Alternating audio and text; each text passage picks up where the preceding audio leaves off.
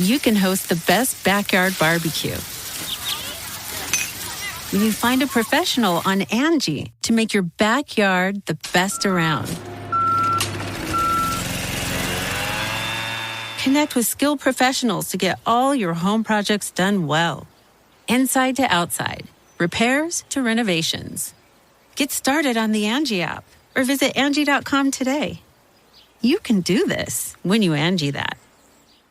Into the Woods. I'm Jason Horton. I'm Rebecca Lieb. And this is Ghost Town.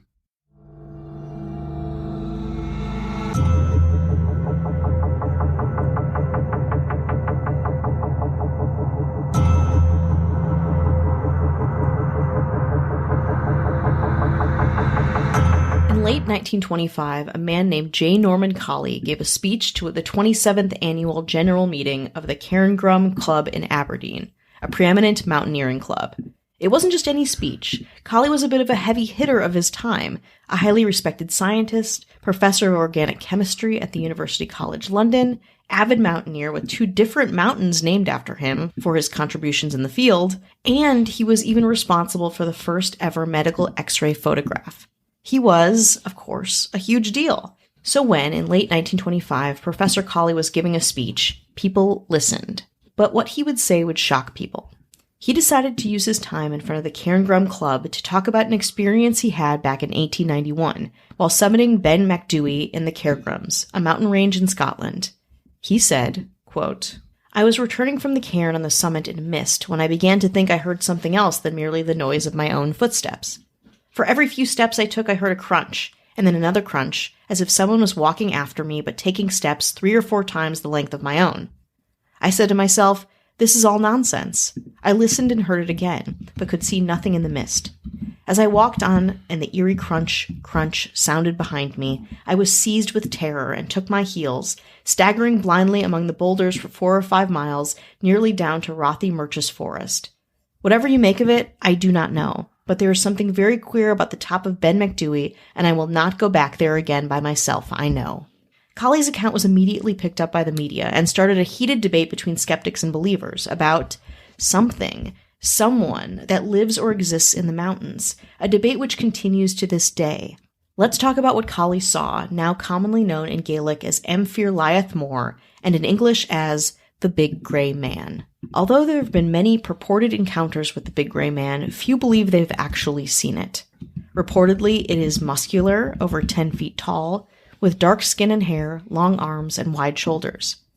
And in my research, I'd say you weren't wrong. Lots of depictions of the Big Grey Man make it look like Bigfoot, while others kind of make it look like a werewolf, or an ogre-like creature, or a gorilla, or even a kind of blurry, hairy ghost. Most often in stories about the Big Grey Man, he's unseen in the fog of Ben Macdui, the mountain where he lives.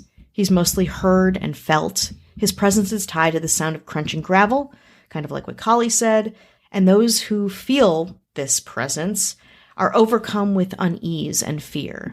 Some climbers on the mountain who experience the presence of the Big Grey Man also have the impulse to hurl themselves off a cliff, which is pretty intense to say the least. After Colley's public admission of seeing the Big Grey Man, others hesitantly came forward. One climber, Hugh D. Welsh, said that he hiked the summit with his brother in 1904 and heard, quote, slurring footsteps as if someone was walking through water-saturated gravel. Both felt, quote, frequently conscious of something near us, an eerie sense of apprehension. In 1945, Pete Densham was participating in World War II rescue work in the Cairngorm Mountains and reported strange noises, lots of mist, and increasing pressure around his neck. While Densham quickly ran away before anything else happened, fellow rescuer Richard Freer also felt something, writing that he experienced a sense of, quote, a presence, utterly abstract but intensely real on the mountain, and heard, quote, an intensely high singing note, a few years later when he went back in 1948. Freer also publicly talked about an encounter of another mutual friend, a friend who has always been anonymous, I could not find this person's name, while they were camping on Ben Macdui. This mystery friend apparently woke up with a feeling of dread and peeked out of his tent to see the silhouette of a large figure with dark hair standing in front of the moon. Spooky. Let's take a break. Arguably, you can host the best backyard barbecue. when you find a professional on Angie to make your backyard the best around. Connect with skilled professionals to get all your home projects done well. Inside to outside, repairs to renovations. Get started on the Angie app or visit Angie.com today. You can do this when you Angie that. The most famous sighting of the Gray Man was told in the June 1958 issue of The Scots, in an article by Alexander Tunian. After 10 days of climbing in the Cairngorms in October 1943, Tunian reached the summit of Ben Macdui. As dense mist rolled in, Tunian said, quote, "I am not unduly imaginative, but my thought flew instantly to the well-known story of Professor Colley and the Fear Liath Mor, Big Grey Man." Again, I'm sorry if I'm butchering some of these Welsh names, please forgive me. He goes on to say, "Then I felt the reassuring weight of the loaded revolver in my pocket. Grasping the butt, I peered about in the mist here rent, and tattered by the eddies of wind. A strange shape loomed up, receded, came charging at me. Without hesitation, I whipped out the revolver and fired 3 times at the figure. While it still came on, I turned and hared down the path, reaching Glenderry in a time that I've never bettered. You may ask, was it really the Fair Lath Mor? Frankly, I think it was. Many times since then I've traversed Macdui in the mist, backpacked out in the open, camped on its summit for days on end and different occasions, often alone, and always with an easy mind. For on that day I am convinced I shot the only Fair Lath Mor my imagination will ever see." It's true, the Big Grey Man is elusive. Eyewitness accounts really only describe a shape, a shadow, a silhouette. Tangible evidence of the Big Grey Man is limited to a few photographs of unusual footprints. Photographer John A. Rennie found a series of footprints he thought was the Big Grey Man, measuring 19 inches long and 14 inches wide, and published them immediately, but later discovered that they were a natural phenomenon caused by rainfall interacting with snow. Whoops. Theories about the Big Grey Man include it being a relative of Bigfoot, a manifestation of the spirit of the mountain, a guardian who guards a secret portal between the human and spirit worlds of Ben Macdui, or a bodhisattva, I'm sure I'm not saying that right, one of the few true disciples of Buddha who've lived for billions of years and control the destiny of the world. Apparently, bodhisattva meet once a year in a cave in the Himalayas. That one is probably my favorite, most intriguing theory. But so many people trusted Professor Colley. He was at the top of his field. He was a professional, educated, sane person. Could his assertion about the supernatural thing, this being, possibly be wrong? Yes, according to Christine Mill, Colley's biographer. She explains how Colley was a lifelong believer in the occult and would often tell stories around the campfire to many of his students and friends of gods, goddesses, and other legendary creatures.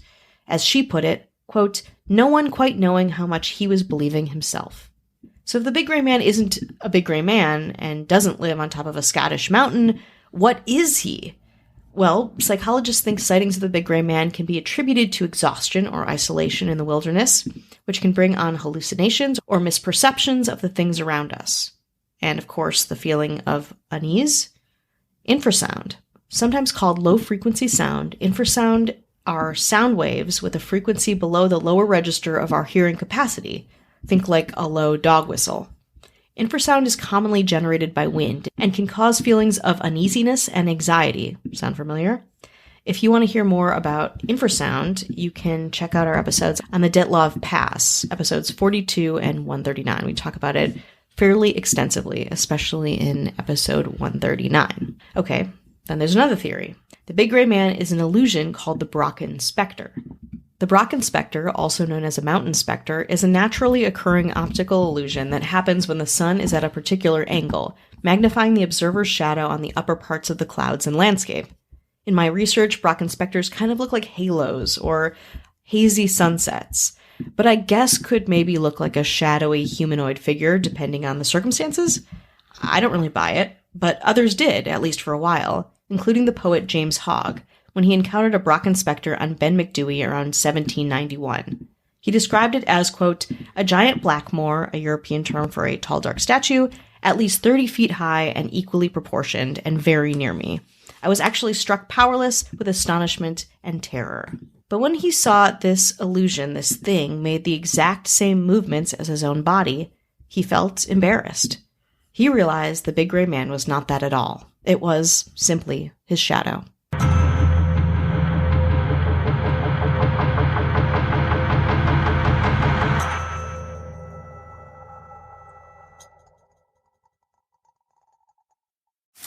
you can host the best backyard barbecue. When you find a professional on Angie to make your backyard the best around. Connect with skilled professionals to get all your home projects done well. Inside to outside, repairs to renovations. Get started on the Angie app or visit Angie.com today. You can do this when you Angie that. Diamond for diamond, no one compares with Mervis. At Mervis Diamond Importers, our natural diamonds come straight from the mines in Africa, and our mermaid lab-grown diamonds beat all others for quality and value. Come view our brilliant diamonds, both natural and lab-grown. Mervis diamonds are so bright and full of fire they will blow you away. So will the affordable prices. Our diamonds may steal your heart, but not your wallet. See our mermaid lab-grown diamonds and learn how to get a larger diamond for less. You can get a bigger mermaid lab-grown diamonds than you ever thought possible. And with Mervis financing, you can enjoy up to 5 years to pay with zero interest. A generous full-value trader policy and our lifetime warranty program easily make Mervis your first choice. When you mount a world-class Mervis diamond into a designer ring from our huge collection, there is no equal. Mervis Diamond Importers. For an appointment, call 800-HER-LOVE or go to mervisdiamond.com. Again, that's 800-HER-LOVE or go to mervisdiamond.com. Hello, everyone. What is up? It's Savannah Breimer here from the true crime podcast, Killer Instinct. If you have a true crime obsession like me, Killer Instinct is the podcast for you. Join me every week as we dive into the wildest, most twisted true crime cases. Anything and everything from unsolved, solved, cold cases, missing persons cases, and serial killer cases. Each case will leave your head spinning, so make sure you pause what you're listening to right now, head over and subscribe. That way you never miss an episode. We post every Wednesday, and I can't wait to see you there.